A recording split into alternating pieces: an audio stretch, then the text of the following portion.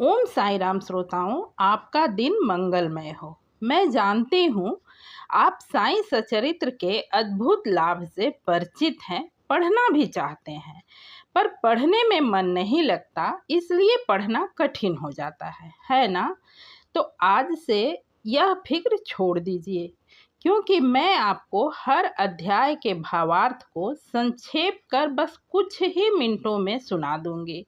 पर इसे पूरा अवश्य सुने, क्योंकि धार्मिक कथाएं अधूरा कभी नहीं सुनना चाहिए। वैसे भी बाबा ने स्वयं ही कहा है कि उनके चरित्र को पढ़ना या श्रवण करना दोनों के फल बराबर हैं। फिर चिंता किस बात की? तो आइए सुनिए आज का अध्याय 16-17। ये दो अध्याय एक साथ ही दिए गए हैं, इसलिए इन्हें मैं एक साथ सुना रही हूँ। वैसे दो अध्याय हैं जरूर, पर अधिक लंबा नहीं है, वरना मैं दो भाग में सुनाती।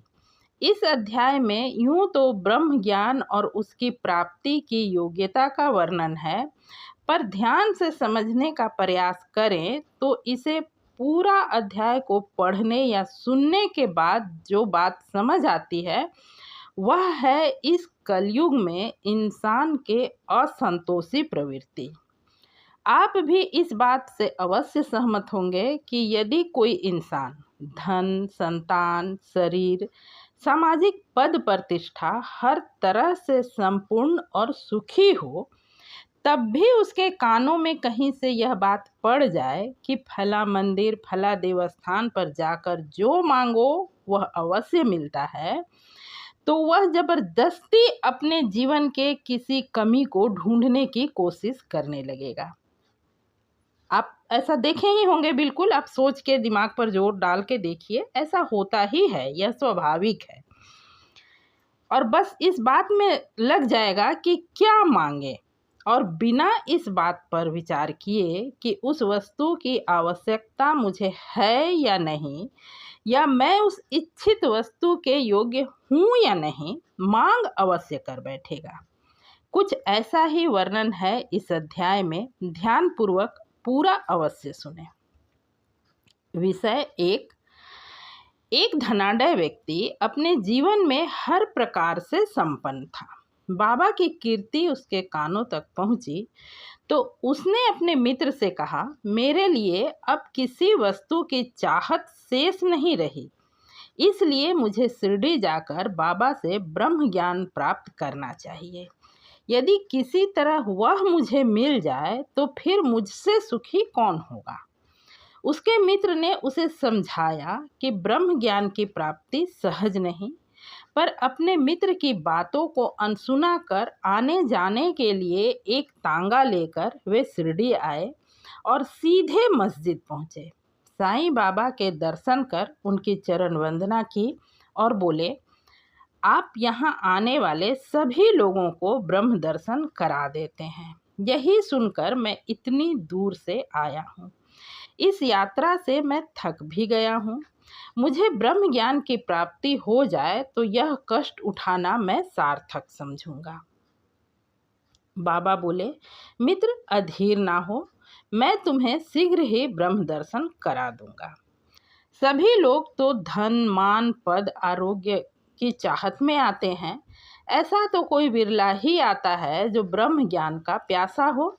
मैं सोचता हूँ कि यह पल मेरे लिए भी धन्य है। ऐसा कहकर बाबा ने उन्हें अपने पास बैठा लिया और इधर उधर की चर्चाओं में लगा दिया, जिससे कुछ समय के लिए वे अपना प्रश्न भूल गए। अब बाबा ने एक लड़के को बुलाकर नंदू मारवाड़ी के यहाँ से 5 रुपए उधार लाने के लिए भेजा। बच्चे ने वापस आकर बताया, नंदू के घर पर ताला पड़ा हुआ है, और फिर बाबा ने लड़के को दूसरे के पास भेजा। इस बार भी लड़का रुपए लाने में असफल रहा। इस प्रयोग को 2-3 बार दोहराने पर भी परिणाम वही रहा। बाबा स्वयं ब्रह्म के अवतार थे, भला उन्हें रुपए की क्या जरूरत? उन्हें तो बिल्कुल कोई ज़रूरत नहीं थी, और वे यह भी जानते होंगे कि नंदू के घर पर ताला पड़ा हुआ है। यह नाटक तो उन्होंने उस आगंतुक के परीक्षार्थ ही रचा था। ब्रह्म जिज्ञासु महाशय के पास नोटों की गड्डियां थी।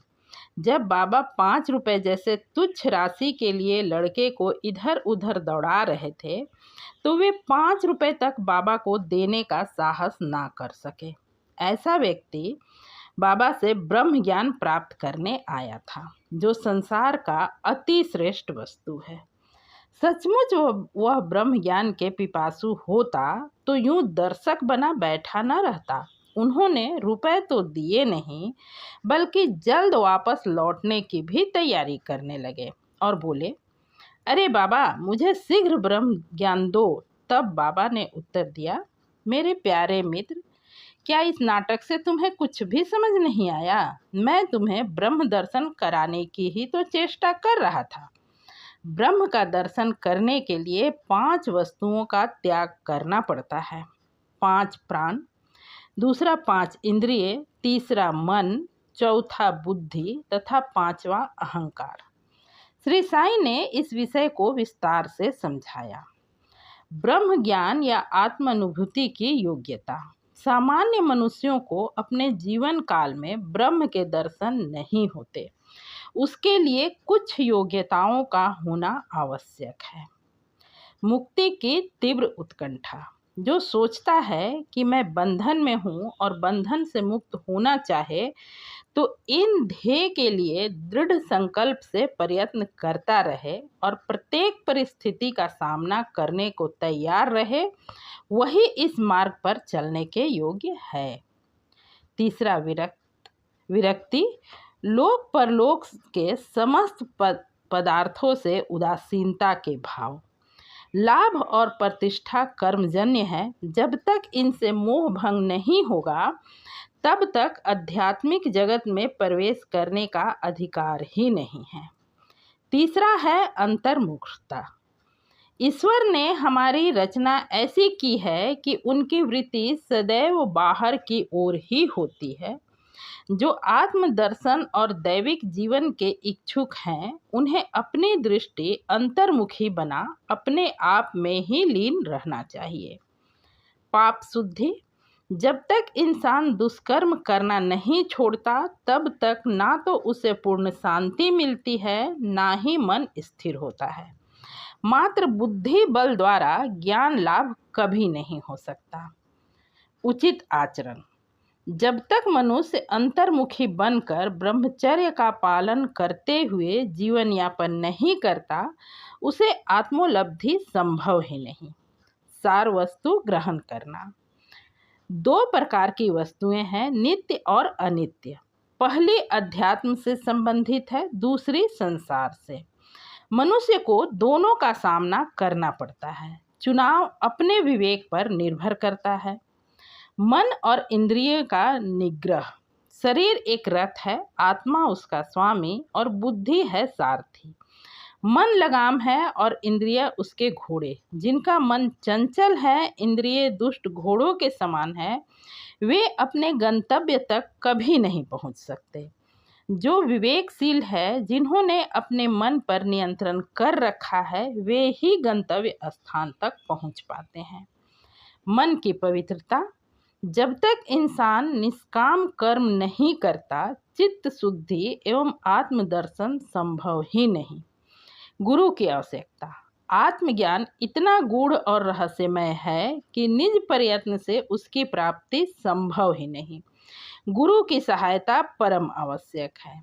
अंत में ईश्वर कृपा परम आवश्यक है। जब भगवान किसी पर कृपा करते हैं, तो वे उसे विवेक और वैराग्य देकर इस भवसागर से पार उतार देते हैं।